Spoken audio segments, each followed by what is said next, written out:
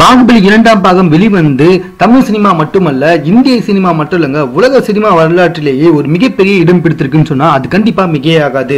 அது மட்டும் இல்ல, இந்த பாகுபலி இரண்டாம் பாகத்தோட பாக்ஸ் ஆபீஸ் வசூலை பத்தி பேசணும்னு வச்சுக்கோங்களேன், கொஞ்சம் தலையே சுத்தங்க.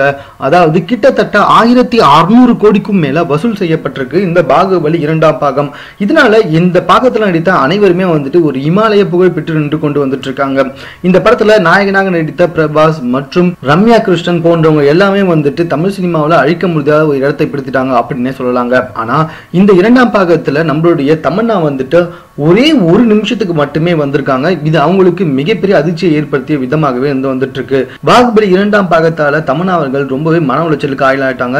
அது மட்டும் இல்ல, இவங்க எங்க போனாலும் எதுக்காக உங்களை இந்த அளவுக்கு டாமினேட் பண்ணிருக்காங்க இரண்டாம் பாகத்துல அப்படின்னு தமன்னா கிட்ட கேட்டு எல்லாருமே ஒரு பக்கம் அவங்களோட மனசை கொண்டு வந்துட்டு இருக்க இந்த நேரத்துல பாகுபலி படத்தின் கதாநாயகனான பிரபாசம் தமன்னாவை ரொம்பவே அசிங்கப்படுத்திருக்காருங்க. பாகுபலி படத்தின் விழாவில் தமன்னா அவர்கள் பிரபாசை கூப்பிட்டு தாம் பக்கத்தில் இருக்கையில் அமர்வதற்கு அழைத்திருக்காங்க.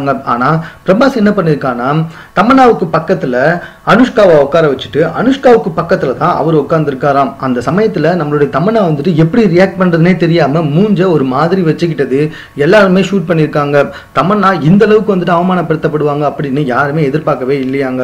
பாகுபலி இரண்டாம் பாகத்துல தமன்னா பயங்கரமா அசிங்கப்படப்பட்டிருக்காங்க.